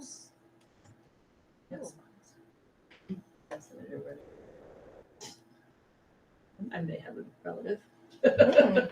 The answer is yes. as long as I'll we see don't what I have can to do. run it. Do you guys need more people help? We would love. No, I'm not, I just have a colleague who teaches astronomy at our school, and he used to be in charge of the Pomfret Observatory, Yeah. where they're Oh, at. wow. I could talk to him, see Yeah, what he's see if doing. interested. Yeah, Okay. that'd be great. Someone might need to bake him cookies or something. We can do that. We can do We had to start Yeah, I know. on the bacon cookies. I will bake him cookies. Do you, I have Brittany's answer if you'd like it. Oh, okay, yeah. In high school, it's end of the year for the grade they are in. For everyone else, it's based on end of year standards, but tests out of the grade level based on where kids are. So a fourth grader could be tested on first grade standards if that's where they are. It's adaptive. Okay, I'm confused. It's So adaptive. it's adaptive, But it's based on end of year standards. but it's So based on it's end of saying year. at this point in November, whatever percentage of kids are meeting end of year standards. But if your fourth grader is only meeting first grade standards and that's what they're supposed to be meeting, Right. would they still be in the green? Yes. Very good follow-up question. That's pretty. That's Okay. confusing. It is confusing.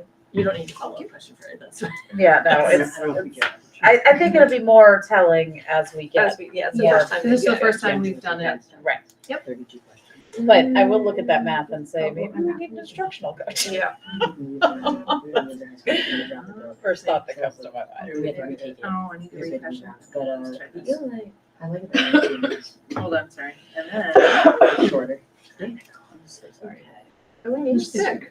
Alina. I know, Alina, you okay? No, I'm all better now. This is my upswing, I'm good. I did not want to see the downside of it. I saw it Friday afternoon. It was bad. Not good. I'm just gonna go home and chop wood, it'll be fine. And we also have next Thursday, lunch with a loved one. That's a busy Already day. signed It's a up. busy day. Yep, Linda has sent out the links for both lunch with a loved one and the star party. Just help us get a sense of how many people are coming. Is there a time? Is there a time issue You on wanna one take of one of those? mine? It's fixed. It's Is it fixed fixed now. now? Okay, good. It was 'cause yes, Okay. it's fixed I now. was like, 'cause This one here is the accurate one. Okay, what is the fourth grade? Fourth grade is 12:30 to 1. What's first grade? First grade is 11 to 11:30. The complete opposite size for you. Just come in the middle. Yeah. Could just hang out in my office in between. You Well, could. no, my mom wants to come. She likes Oh, she did that last I time. know, too. she drives like 2 hours Yeah. one way. That's very So I'm sweet. not gonna do that. So, she'll and be Linda there has sent out. She'll be there the whole time. Linda has sent out links. They've also been in the Wildcat Weekly. They'll be in there this week as well for people to sign up if they're able to join us. But at the start party, oh no, the guy who I'm talking about can't do it. We've got parent teacher conferences next Thursday night and this Thursday. Why was the zoo there? Welcome to the zoo. And Wes, you are up. Okay. So I kind of took what we were talking about last time in terms of what you guys wanted to see and attempted to represent that. So hopefully, yeah. So one thing was the theme of the month. So I think I was playing around with it a little bit. I think settling in is a pretty good one. Just like September is really chaotic because everyone's kind of learning their schedules, figuring out where they're like going and meeting new students. So I think settling in was really good because October, like everyone was kind of able to actually get to know what they're doing and where they're going and being able to like really remember all the stuff that they know that they forgot over the summer and really being able to like actually start learning stuff. So yeah, we love that. General news was like you said at the beginning of the highlights. So the Vin strip was a lot of fun. It was really great, like especially because we were working on like synergy as opposed to like having to carry worksheets around. So I definitely think that went like really well. And we're isn't exactly October, but we're really excited for the trip to Hartford, middle school wise, on Thursday.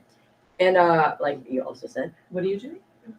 Oh, so we're going to see Hartford. the play. Yeah. Oh, yeah. As organized. What day are you guys going? Is that the matinee, the morning one? The morning. We're gonna be there too. Yeah, and I think, yeah, so that'll be fun. So field trips, very exciting. And Halloween was also a lot of fun. Like the parade went really well. And it was, just fun to see a bunch of little kids in costumes. Yeah. They're too cute, right? Yeah. So then I know we also talk about like doing like each month like a grade report. So I figured start with what you know. So I did 8th grade. And we have a big project that we have going right now is like Mr. Martin is having us make science books about like rocks and the cycle with like there are all kinds of weathering and erosion and deposition and just like all across the board with that. And we're gonna get to teach it to the fifth graders through the books. So that'll be a lot of fun. Good luck. Yeah.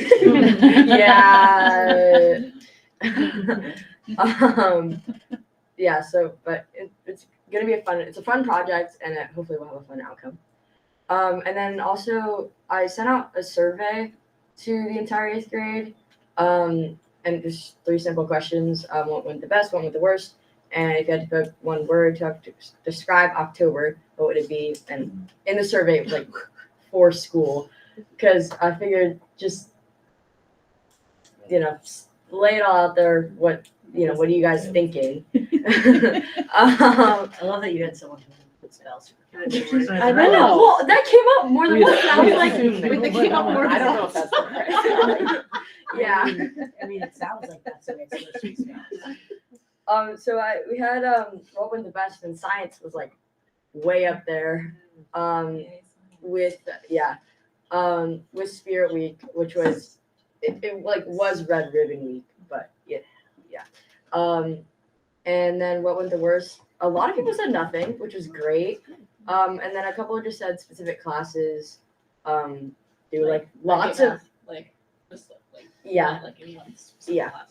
and just like like one specific class, and that wasn't. It wasn't even like it wasn't like everyone did like one class. It was just like everyone just had different ideas. And then one word was normal, and then supercalifragilisticexpialidocious showed up more than once. So I figured, yeah. And then good and pretty good was also very common. So I figured. So I gotta say, as a board member, I learned that the kids big things for supercalifragilisticexpialidocious. I mean, I was like, really thought I were able to write that out. That's good, right? Yeah, that's right. You didn't have people who wrote like stupid, dumb, this is awful. Yeah. I feel like this is a win. Yeah, It's a win. That's a win. yeah, it's a That's win. win there. Chalk that up to a win. Nice. Thank you, Wes. Oh, I'm up. Okay, You're up. keep going. Great job, Wes. Well, my report is linked. You can click on it. You all have it. So I'm not going to go through all of it. Yep. I did want to bring you back the results of the question of the month for October, which was how are you currently learning how your child is doing in school, and rate the following in terms of preferences. And you can see that. You can see what people preferred most. Is their first choice would be written communication, which I think probably doesn't happen more than. It's hard. Yeah, it's hard. It's It is hard. In a world where So there was a place for people to leave comments, so I just kind of summarized them. We had 136 responses to the survey across the SU. There were positive comments about teachers using Class Dojo, which Heartland is, other teachers in the SU are as well. And teachers can post things instantly and parents can see them, so that people like that. There were comments that Power School is not user-friendly. There were some comments that stated that not all teachers update Power School as much as others, which could be developmentally appropriate or not. Some people didn't know about the app, and some have not ever used Power School.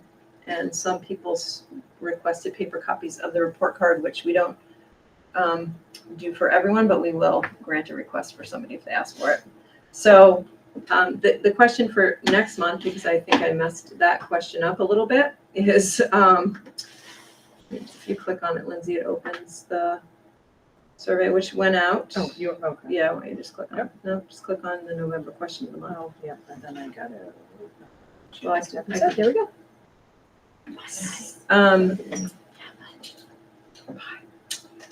It says, last month we asked which method of assessing your child's progress you prefer. This month we are asking what method you currently use the most. So it could be the same answer, could be different.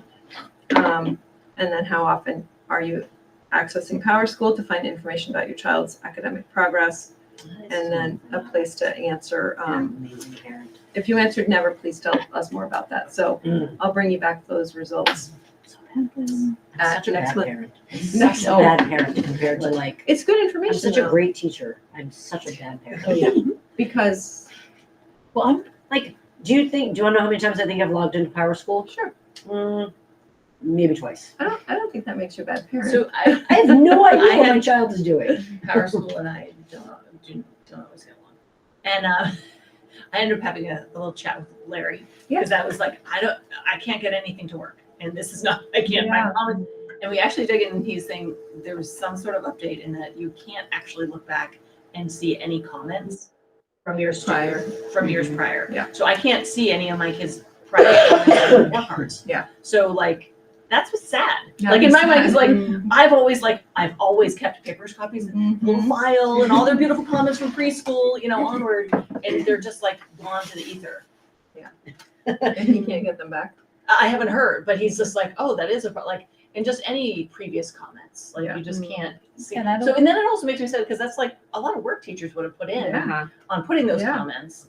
Because I was like, I even forgot to look at my students' report cards last year, like, or whatever. Like, and I was like, oh man, I need to look at that. And like, I can't look at the report cards from last year. Yeah, it's good information that And we're so, gathering. so it was like, Look at last year's. so it's report card fine and for now like, it's gone. well, it's fine for the current, like, it's like, I know exactly what's happening, like, Yeah. but yeah, it just was like, You kind of, can't go back. Well, Can't you, go back, you and it talk just to made your me listen. kids about school and how they're doing, what they're learning. I don't talk to my Never. children.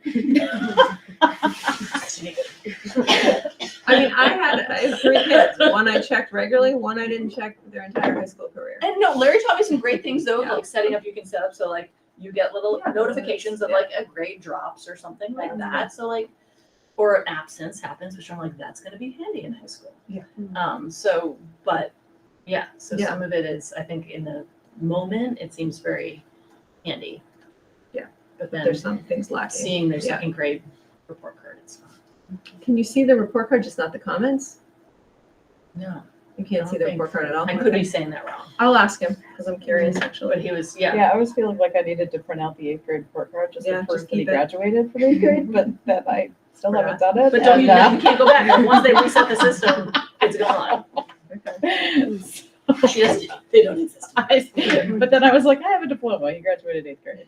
High school, so we're fine. It's all You're good. good. The last thing I'm going to share with you is just, I've been asked, like, how are we doing on the strategic plan? So created a method to share the work that we're doing in a kind of simple way to look at it, and jotted down some evidence in each of the strategy areas.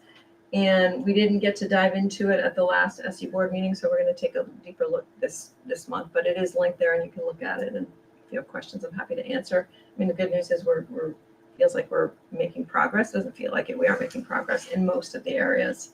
I think there's one that's the staff portrait of a staff member. We haven't started yet, so I will bring you back more information. And that is the end. Don't go further. Don't go further. Nope. Thank you. That's why that blank is there. Yeah. Okay. So that was the principal's report, the superintendent's report. Because we've discussed so many of these items already. I know, so we, We want to hear from Jamie or. yeah. We've touched- like, whatever. Jamie's like, I've given up. I'm like, I'm I'm ready to fall out. asleep. Please let her speak so she can go all home. been very fascinating. Like, covered sit you in the most everything. uncomfortable seats possible.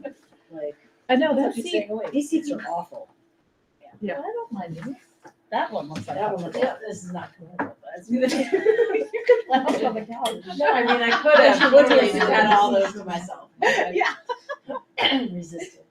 So I just wanted to catch up with how things are going with all the resources that you guys have helped us acquire in the band program. And the great news is that our instrumental program has Fourth graders. Fourth graders have got all but Crushing two, it. all Oh, but two wow, students yeah. They in are fourth grade that awesome. started a band instrument this year.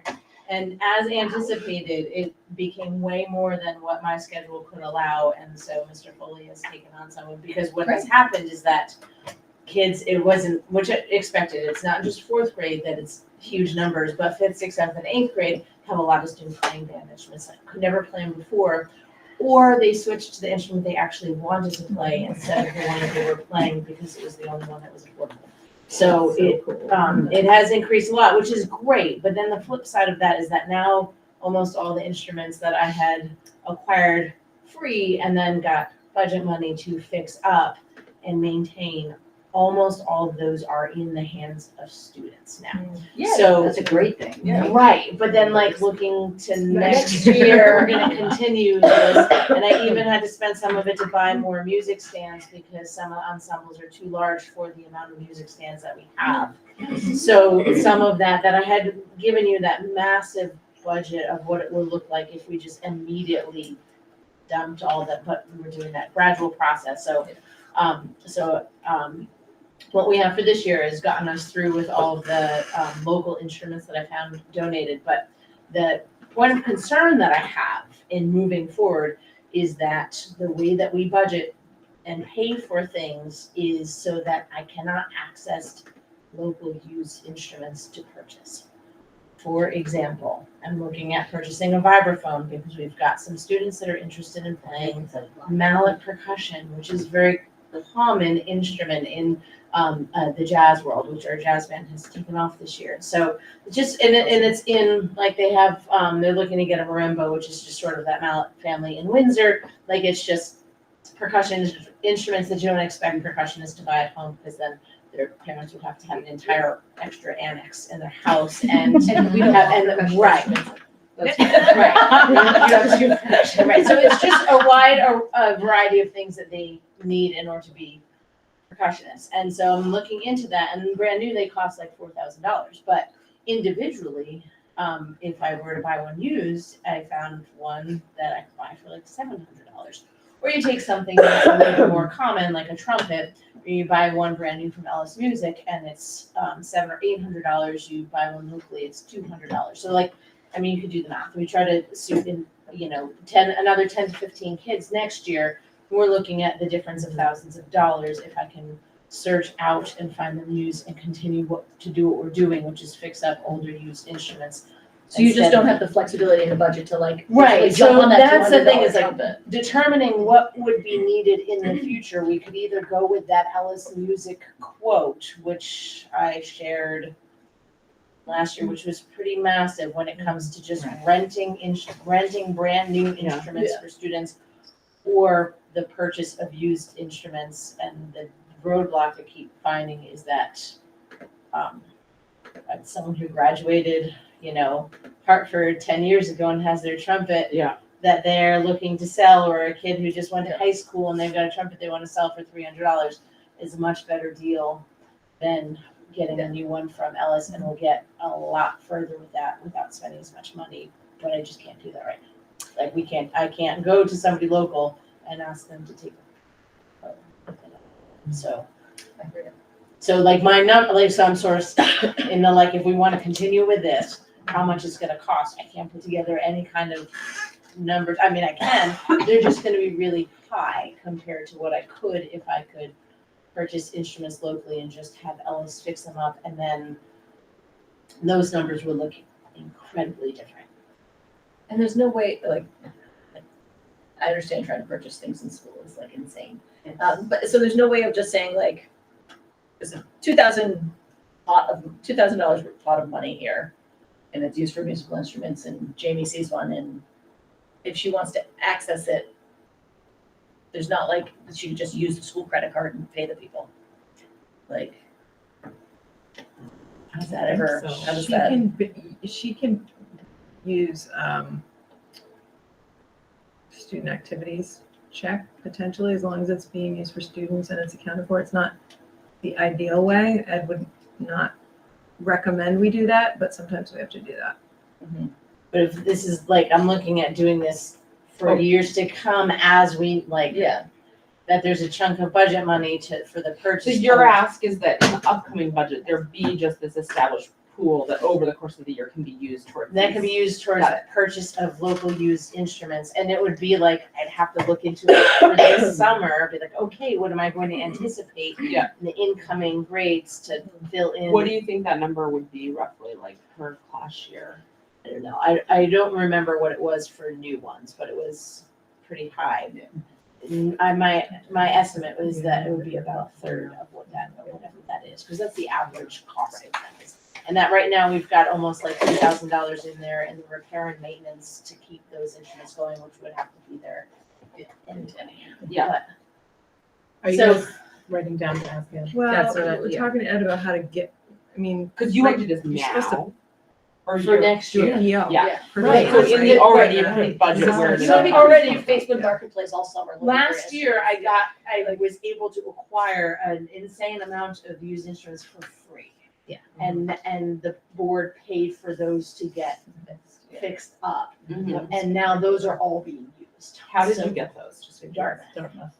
Which they do a shed of theirs, but it's not gonna happen again for a few years. Okay. They do a shed of their instruments, and some of the instruments that I got are like over 50 years old, so I don't know how often they purge what they have. Yeah. Now, Vintage. Yeah, I actually thought about posting something at UVMC. You know, they got a big bulletin board out, you know, just lots of music people coming and going. Yeah, but it's still that whole thing of just like, you just need a kind of flexible pool of Money, cash yeah, to be Yeah. able to yeah. get that done. because there's a lot of places, like I was looking a couple hours away, there's a lot of places in Massachusetts, those were the place, like there was a place in Massachusetts, had quite a few, none of them were free, they were really inexpensive. And I'm sure Yeah. that they were great instruments, Yeah. but none of them were free. Yeah. Yeah, so, So I it's, know. That sounds like a great idea. I have no idea how that works. and I It don't sounds like mind Ed doing the knows how that legwork works. of traveling and searching and all Yeah. that to get a trumpet for $60 as opposed to $600. Yeah. But, which we appreciate. Yeah. Yeah, we'll talk to Ed, we'll figure out. We'll- Yeah, I think that's we'll- like an we'll- option. We'll circle back next month. Figure that out, what do we need to? So we'll circle It's gonna be back part of the new next month. playground, climate controlled storage unit for the musical The instruments. funding aspect of that. Yeah, well, yeah, because there's like the two aspects, how much money do we want to put in and Yeah. how do she we make it access work? How do we make it access accessible? Yeah. You know, I totally do, I think that's. And that's what I'm, because I can get a number to you if I know that it could be Impossible. purchased through used, Yeah, it seems an irresponsible use of taxpayer money to just not- constantly right? rent a Yeah. new one. Yeah. I mean. Yeah. And so far this year, the kids who are using the ones that are older actually wear that like a badge, like they're proud of Yeah. the. Yeah. I mean, I jokingly was like, yeah, I think that's the first trombone that was ever invented, and that's stuck. And they're proud that they're playing the first, like, no. First ever. It's, invented yeah, they're cool looking older instruments. Yeah. It's not like instruments age very well. Yeah. Yeah. Yeah. Yeah. So, and I was worried about that, but it's not an issue. Except for flutes, flutes don't age well. So- Speaking as someone who's trying not to cry. Yeah, did you say flutes? Yes. Well, the flutes we learned are, the older ones are toxic, but that's. Not all of them. Oh. The hedge ones are made of lead Oh. for a period of time. Don't lick them, they're fine. Lick it. Notice age one. So if the Yeah. it starts to chip, Not sure then about that either. you can grow some extra fingers. All right, I think that sounds awesome. So I can look into use, we can I'm gonna hopefully we'll talk to cross Ed. some fingers Yep, count yep, on the. yep. So Yeah. it just Next month seems we'll like it would circle be. back. If we can't figure that out. We can figure it out. Yeah. Like, it's just like, we're just gonna spend We thousands might more get dollars cited of in the taxpayer audit, money. but we can I figure it know. out. And there's Yeah. even things like music stands, because I just bought 3 new, I bought extended ones so that they could fit more on there. But then I was looking at like Facebook Marketplace, the music stands that we have cost $60 a piece. There was a school that was selling 10 of them for $1. Right, yeah. So I'll I am, buy I'll those. pay you the. By the time I was like, well, whatever, I could splurge for that myself. But by the time I contacted them, then they were like, Yeah. but like that stuff is a lot cheaper. Okay, moving on. Thank you for That's all your awesome. work and willingness So we have, and- Yeah. can you still walk, Jamie? Thank you. Thank you. Setting the next agenda, budget. And you know something I realized while I was sitting here, I was not at the October 3rd meeting, so I have to You have to abstain. redact. I have to redact Redact the what you minutes said. and I have to abstain from voting on approval. So then were they approved like 2-1 then? They were approved, Two yes. to, To zero the, to to the one. null, to the Yeah. absentia. Okay. We were sort of there. You're just in the. So do you car. want to, do you want to just do a Yeah, I don't revote wanna now? say it. Yeah, let's just It was revote, because there's very- 4 of us now. Yeah. Okay, It was let's very- just revote. I'll make a motion to approve the minutes. Okay, so, To renege the vote from the Re- last renege. vote. Oh, yeah. And then And make a motion one to moment vote. of leadership and I messed it up. I'll say that. Hannah has made a motion to renege the first vote of the minutes and revote after some changes. Is there a second? Second, Okay, Heather seconds. Hold on. all in favor? Okay, any further discussion? Okay, all those in favor, we're all here, so we Aye. can vote. Aye. Oh, yeah, all those in favor of approving the minutes? Aye. All those opposed? Any abstentions? Aye. Okay, so we have 3 approvals and 1 abstention. Okay, Okay. back to the setting of the agenda. Do we need a drop off pickup, like update? I feel like we need some updates on these Probably. things. Sure. Like we need like an update. We're not on- really gonna know by. Well, I could give an update. Well, as just to to know what we what have. happened, Yeah. I mean, Whatever I that think update we're gonna is. get a lot in the updated admin report, right? I don't even know if it needs to Yeah. be. yeah, no. Just put it in the. Can you just put that in your admin report? Yeah. Like Drop off. any Drop off yeah, pickup. just any Yep. updates. Budget Yeah. The whole 10 minutes and of budget largely lines, budget, which apparently is a big Music. music, yep. Music. And we figure out drama. deal. Music. Put some That's music in how there. we might. Do we need a woods update because maybe by then they'll be done for the season. They could potentially, I could give an Why you update, even if laughing it's so just some hard? photo updates, something brief. skeptical. I'll say we could go for a walk, but it's gonna be. Yeah, I no, would be we can't walk in enrollment. No, and we are not calling a meeting that early. Thank you. Do you want any of those under items for discussion as well? It's not a goal. Killing me. Any other items for Do discussion? you want any of those items in the administrative report? Do you want to discuss any items for discussion? If you have to make a motion on something? I mean, it's all gonna be part of the budget. Yeah, I was gonna say like Okay. the music stuff and. Yeah, so I think the items for Budget. discussion is The budget. budget, okay. One line. One line. Okay, so we do have a need for an executive session today. We need to discuss a personnel matter.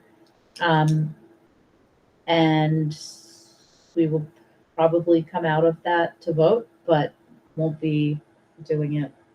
We'll just report. We can just report. We'll just report email the it. results of our vote. Yeah. So I think with that, I'll take a motion to go into executive session to discuss a personnel matter. Make a motion to go to executive session, discuss Second. the personal matter. Heather, Probably- Hannah seconding. You actually don't even get a choice, Wes. Yeah. Thank you. Now, Okay, all those in favor?